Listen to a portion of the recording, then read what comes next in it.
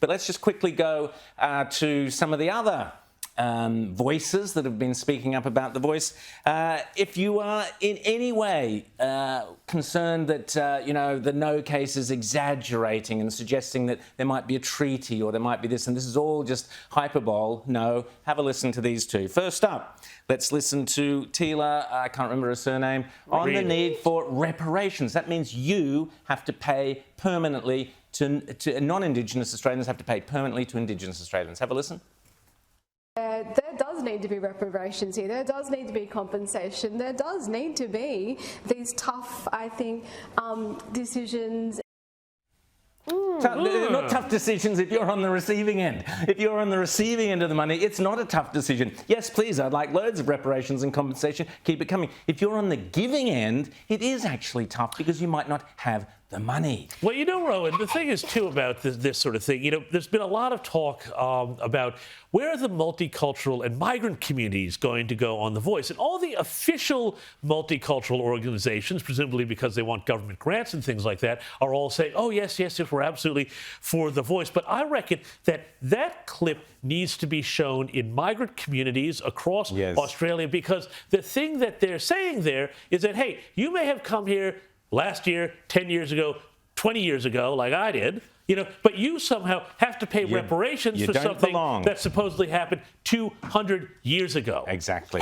Rita? For migrants, I've always said this entire narrative, this whole concept of always was, always will be, is just a PC way of saying go back to where you came from. You're not as entitled to call this country yours as someone whose heritage is different. It is a very intolerant message, and migrants hear it, whether it's being said in those terms or not. And yes, you've got migrants who come here with nothing, come here to give their children a better quality of life, and within 10, 20 years they have done that. Their next generation prospers even more. They work so hard, and for them to then have to pay something for historical sins committed grievance, not to the people who suffered from the grievance. It is, to people who haven't suffered exactly. from that. Yeah, let's hear from Linda Burney, our talented Indigenous Affairs Minister, with her opinions. There is $5.8 million set aside for the establishment of a Makarrata Commission. And the Makarrata Commission would have two jobs. First, the national process of truth-telling and a national agreement-making, which is really code for treaty without saying it. And I can understand why that term was used. And you would have heard very much that the government is committed to the three elements of the Uluru Statement, as Michael has outlined. The first is voice, the second is the Makarrata Commission, with these two responsibilities. So pay attention there, because either categorically, indisputably, Anthony Albanese is a liar or Linda Burney is a liar.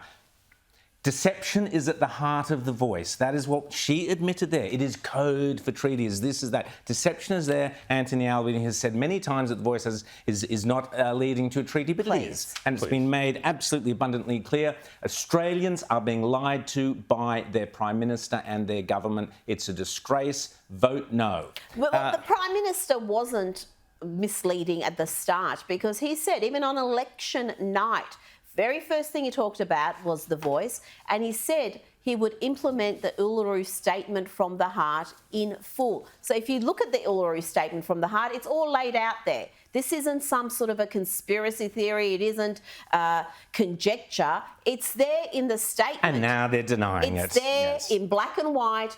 It is precisely what will come after The Voice. There will be truth-telling. There will be treaty. And it's all about money. Billions of dollars of your money.